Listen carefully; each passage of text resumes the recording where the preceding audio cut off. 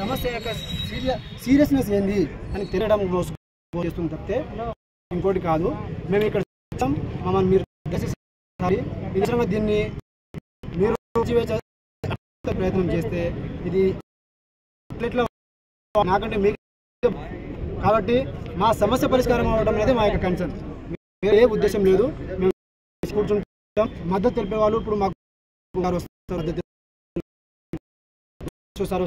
తెలుపుతారు. ఎవరు మద్దతు వచ్చినా దృష్టికి తీసుకుపోయేంత వరకు రీచ్ అయ్యేంత వరకు ప్రభుత్వం స్పందించి మాతో మాట్లాడి పరిష్కారం అయ్యేది. ఇది నేను నాకు అవసరం లేదు. ఎందుకంటే 40 సంవత్సరాలు ప్రభుత్వాలు మారుతాయని చెప్పేసి అన్నారు. మేము 5తో పోస్ట్ పోన్ అవ్వాలని చెప్పేసి టీఎస్పీఎస్సీ ముట్టడి చేసినాం.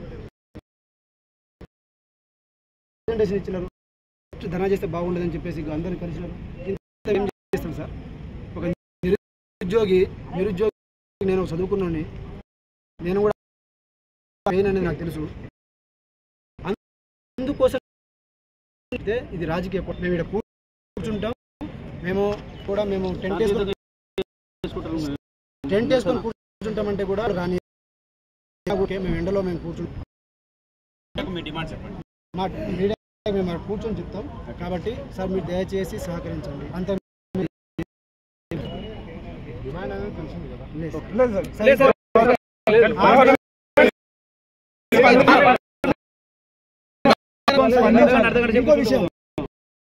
ఇంకో విషయం సార్,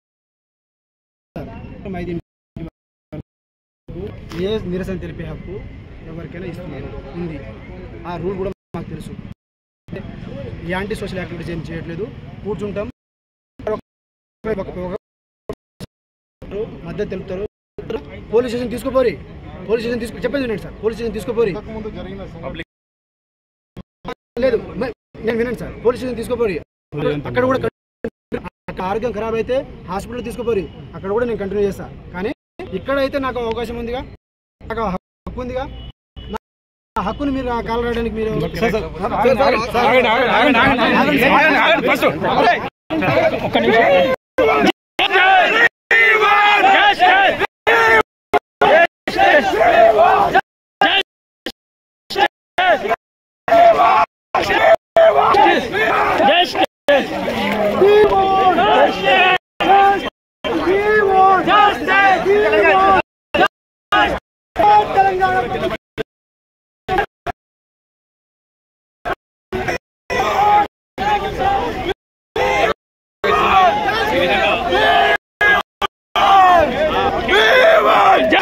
ప్రభుత్వం ఏదైతే సీఎం రేవంత్ రెడ్డి గారు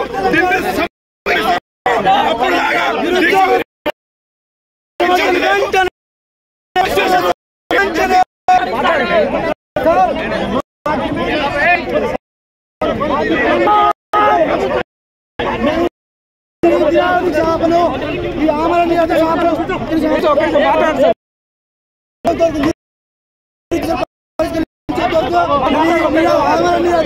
నిరుద్యోగుల సమస్యలు వెంటనే పరిష్కరించకపోతే ఈ ప్రభుత్వం కూడా గత ప్రభుత్వం లెక్క కుప్పకూలే పరిస్థితి వస్తుంది.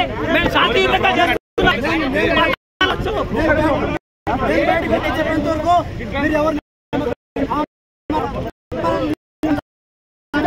నిరుద్యోగుల కోసం చేస్తున్న పోరాటం ఇది.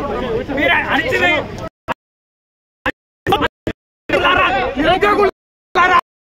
గుర్తుంచుకోండి.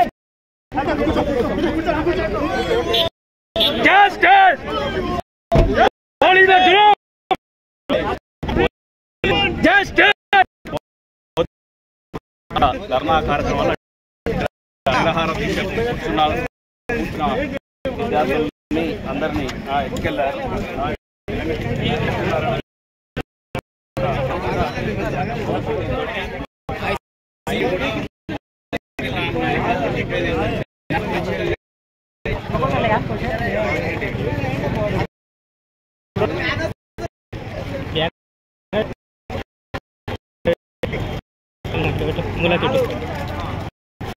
₹400 చెప్పి 500 600